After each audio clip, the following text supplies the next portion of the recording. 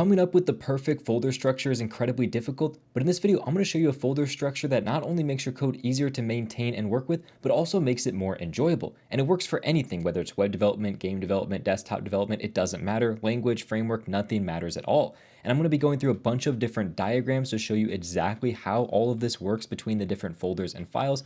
I'm going to also show you the comparison between a real world project that went from using one version of the file system to the new and improved version of the file system so you can compare and contrast them.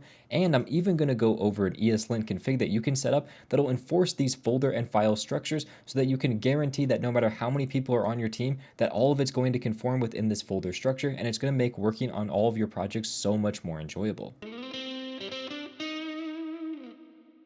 Welcome back to Web Dev Simplified. My name is Kyle, and my job is to simplify the web for you so you can start building your dream project sooner. And I know I made a pretty bold claim, but by the end of this video, I guarantee you're going to believe me. So to get started, I want to go over what a very simple application folder and file structure will look like so we can start to see some of the flaws that are inherent with it. So for this simple application, it's just a single page where we have a to-do list at the top, and we have a form for creating a new to-do at the very bottom. Relatively straightforward. If we try to examine what that actually looks like in the code a little bit more, you can see here I have the exact same application on the right, but I've kind of broken apart what all the different things are. So we have a to-do form component and a to-do list component. Those are just rendering those two parts of our application. Then these components interact with other things. For example, our to-do form needs some way to save a to-do. And in order to save a to-do, we need to interact with our database, and we need to be able to get what user this is saving for the to-do for. So that way we know, hey, this is user A's to-do versus user B's to-do.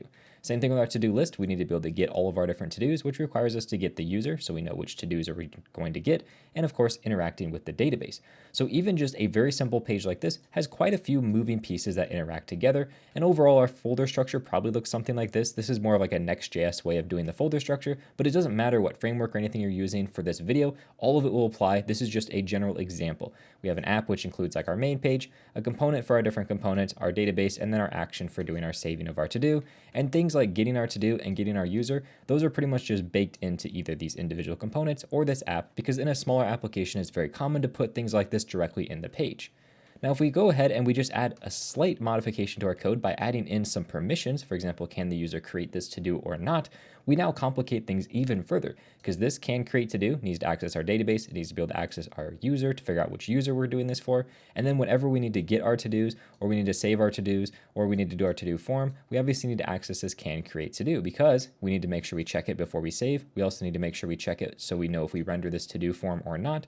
And when it comes to our file system, all we really do is we add one single file here for our permissions, but you can see a lot of different connections are being added between all the different pieces of our application. And this is again for a very simple application, but it's already starting to get quite complex. If we go even a step further and all we do is we add a single delete button onto our to-dos, we've now massively increased the complexity again, because now we have a brand new component. This brand new component needs to have another action that it can do, which of course needs to interact with different permissions, which needs to interact with the user, which needs to interact with the database. Again, it gets very complicated. We have all this additional stuff at the top that we're adding on.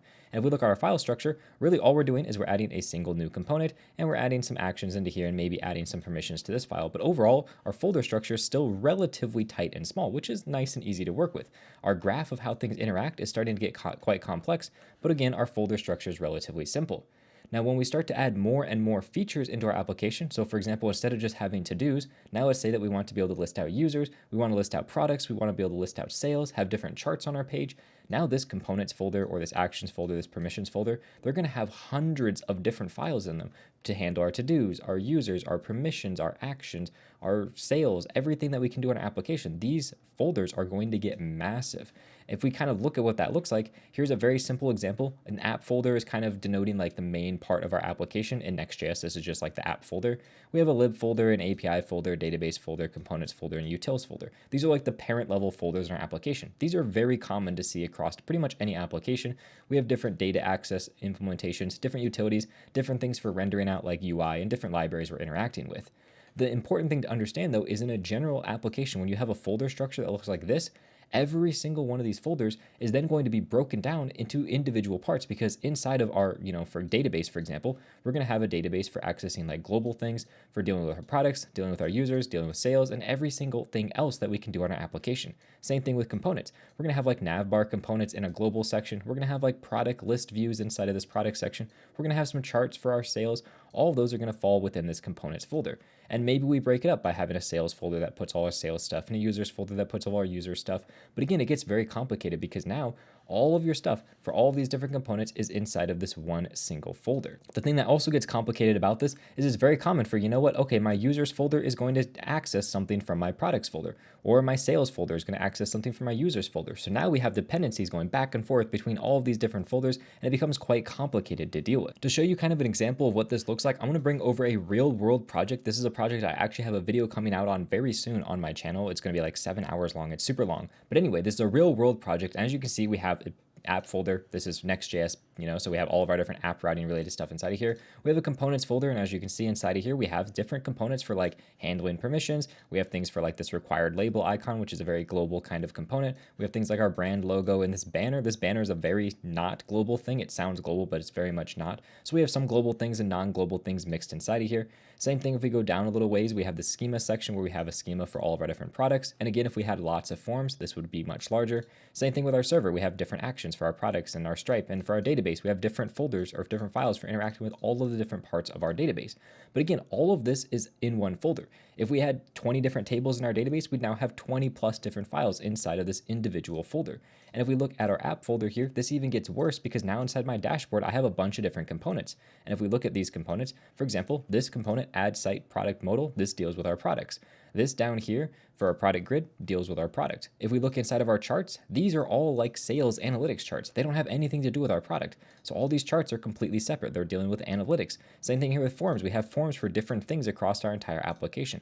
So there's a lot of spots in our application where we're sharing things that are unrelated to each other. For example, our products is shared with our charts, which is shared with our forms. And some of these things are related, some of them aren't. We even have things like this page with back button, which is like a global component that our entire application uses, all mixed in and all referencing each other back and forth. It gets incredibly complicated to deal with. If we go back real quick to the kind of diagram that I have, this is the problem that we're running into. We essentially have everything stored in every single folder, which is difficult to deal with. This is actually why when you're first starting out with a project, it's really enjoyable to work on because everything is really simple. Because instead of having users and sales and all this and global stuff, you just have products and some global things. And it's really nice because it's super simple. You can just look at the products and understand everything that's going on. Well, then you add in some users and okay, you only have 2 things. It's still not that complicated. All of a sudden, 10 developers and 3 years later, you have 50 different things inside of every single folder, and it becomes incredibly difficult to deal with because now if you want to deal with a product, you also have to think about users, sales, etc., the global, every single other component you have because they're all stored in the exact same place. This is why we have a tendency to want to refactor things because the complexity of our application grows to be too large, and we decide let's refactor it because that allows you to start from square one when it was simple when you had just one thing or 2 things to work with. So this folder structure that I want to push you towards actually keeps a lot of the ability to have like 1 or 2 things that you deal with at a time while not having to worry about the bloat of all the other things in your application. So it makes working on these large applications more enjoyable, and it's easier to refactor because you only have to worry about one thing instead of 100 things at the same time. So let's take a look at what this looks like. First of all, you may look at this and think, wow, this is actually more complex, but in reality, this is a much simpler folder system than the one I had over here. And the way that I've color coded things is green stands for like individual features and blue stands for things your entire application uses. So if we come back over here, you can see that this features folder is the only new thing that I added. And this feature folder has essentially a folder inside of it for every single thing we interact with. So for each feature we have, so products, users, sales, anything else that your application has, it'll have one folder inside of here for each individual feature. Authentication may be another one you throw inside of here. And then inside of each of those folders, we essentially just repeat the exact same file structure that we have out here. So you'll notice that the file structure outside of here is pretty much exactly the same. None of that has changed between these 2 versions, but the major difference is that now all of these are color coded as blue. And as I said, blue means global. So the only thing that is inside of these lib, API, database folders, and so on are the global inner things that are shared across our entire application. So for example, if you have different formatters, or maybe just the root for accessing your database, or maybe you have a component that's like a nav bar that's used everywhere across your application, these are things that you're going to put inside of these folders here. But if something is specific to a feature, such as a product grid, you put that inside the products components folder. Or maybe it's a adding product database function. You put that inside of the database folder for your products. Also, an important thing about this is your app folder, whatever your main piece of code is, shouldn't have anything related to individual features. For example, our like product page that we have, all it should do is just render out components from this product features folder. It shouldn't have a bunch of things inside of it on its own for dealing with products. All of that should be inside of our products feature folder. And by doing this, we make our application much easier to work with because now all we have to worry about when we're dealing with our products is this one single folder right here. We can ignore everything else in our application because we know that each feature that we have in our application is entirely independent from all of the other features. And that's what all those really fancy ESLint rules are going to do for us. It's going to guarantee that everything inside of this products folder is not going to be referenced anywhere else outside of it except for inside of our application. That means that if we're working on our products, we never have to think about our users at all because they are not able to reference each other. Nothing in our products will ever affect this user's folder. And the way that we're able to do that is by thinking about the data flow inside of our application. And this is the final diagram that I want to show you. Again, I've broken everything up. Blue is our shared folders. Green is going to be our features, and red is anything dealing with our application. And you'll notice in our shared folder, we have the root level lib, API, database components, and utils. Those are the exact same folders that we saw right here. Inside of our app, we're going to have different things for dealing with our product pages, login, user settings. Inside of a next.js context, this is just the pages of our application. But if you were thinking about doing desktop development, this could be maybe the different panes inside of your desktop application. It doesn't really matter what you're using for developing. This is just the main core of your application. And then finally, we have each of the individual features inside this green section. And these arrows are just referencing how the data flows. So for example, our shared folder can never access any of the data inside of our app or inside of the features because there's no arrows pointing to our shared folder. So to be able to access data, you're essentially saying that you need to have an arrow pointing towards you. So our shared folder cannot access any data anywhere else. That means we know that it's going to be entirely separate from everything else.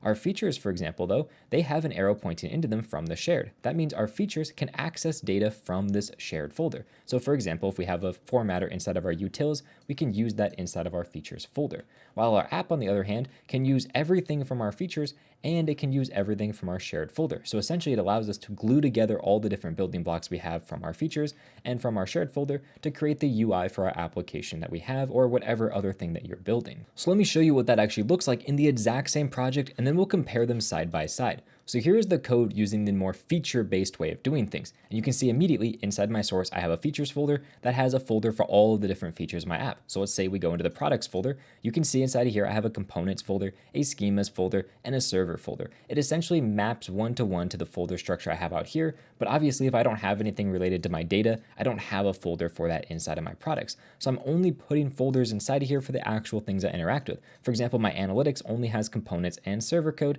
My subscriptions only has some server code, and my users again only has some server code inside of it. So relatively bare bones. And inside of here, I have all the different things for relating to my product. So all the different forms for my product, all the different components for my product, and so on.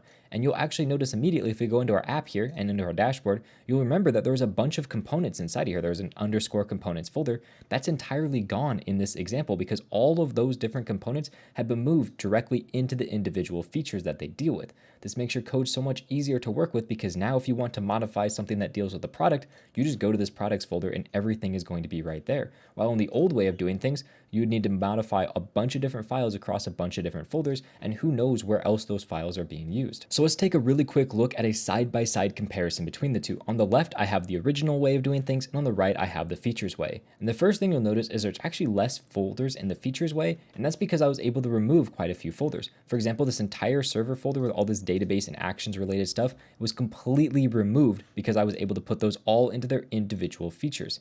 Same thing with the schemas folder. This was again moved directly into the feature related to it. So I was able to actually remove folders from this particular section, which is really nice. Another huge benefit is obviously inside this components folder here, I have more components this time inside of here. And that's mostly just because I removed some of the components from our application. For example, in this marketing section, I have quite a few components that are being shared. I no longer have those inside of there because I want my app to purely just be about the actual pages, and then those pages glue together each of my individual components. So for example, if I were to open up one of these different pages inside my app, let's go into just the products view page. This is going to be a list of all of our different products. And if I just make this a little bit bigger so it's easier to see, move my camera out of the way for you, we can scroll down here and take a look. This is very simple code. We're using this get products function, which is coming from our products feature. You can see we have a bunch of different code being imported from this add features for our different products. So we have get products, which is coming from our products folder. We have the no products, which is coming from our product feature. We have this product grid, which again is coming from our product feature. So really all I'm doing is just gluing together a bunch of different features from our product folder. This is very nice in comparison to the old way of doing this. If I bring this over and I open up that exact same page, so we'll go to our dashboard, we'll go to our products, and we'll go to the page,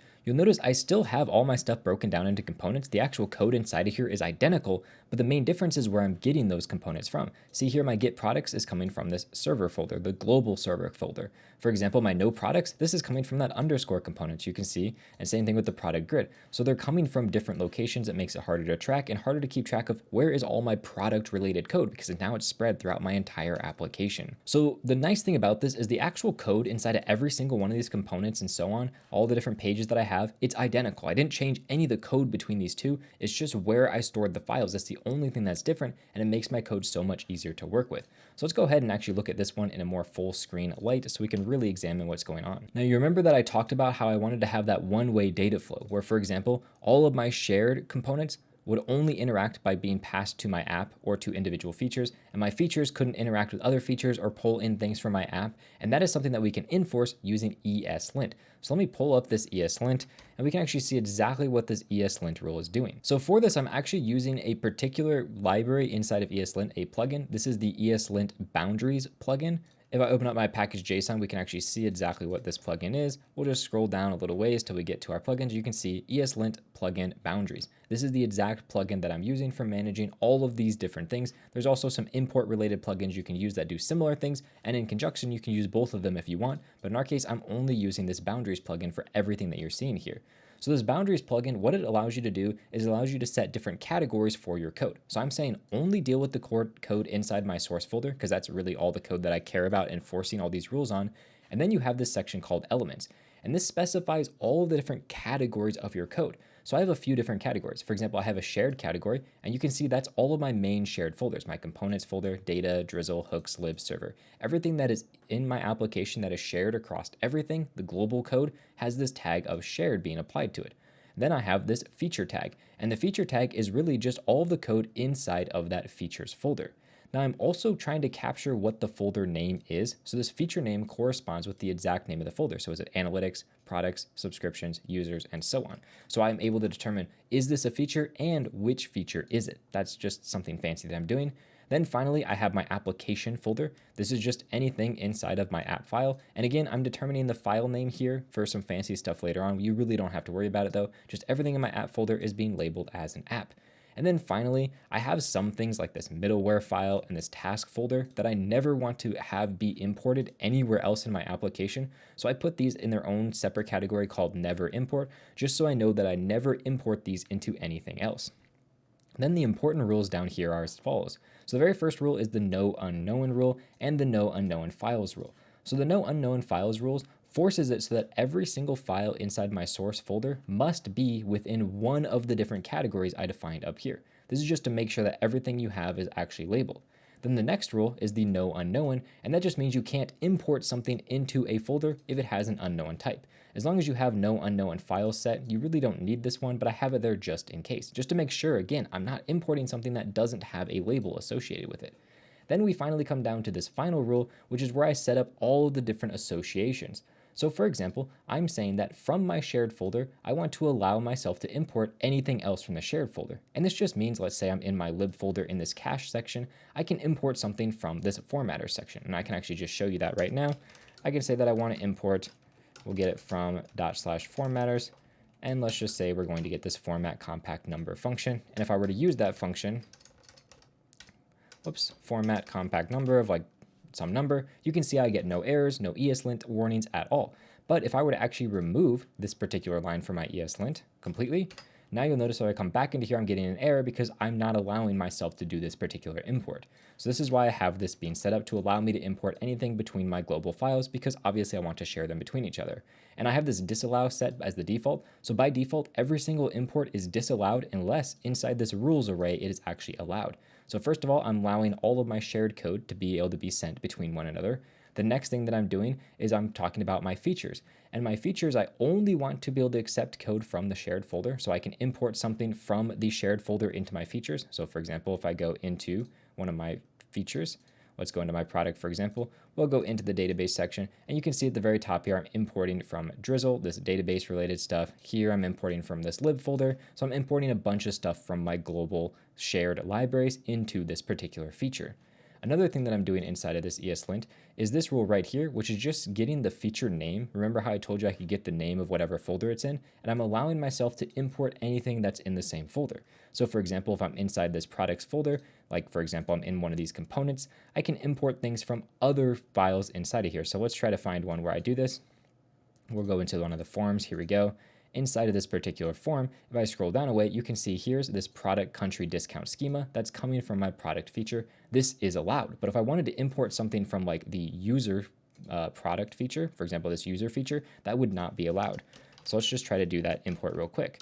So we'll say from, and I want to get it from @features/users/server db users, and let's just import whatever's from there, delete user. And immediately I get an error essentially saying, hey, this is not allowed because I cannot import between different features. I can only import from within a feature and import my shared code in. And this is really important with that one-way data flow I talked about again, so that the features don't have references to one another. They only reference my shared code and themselves.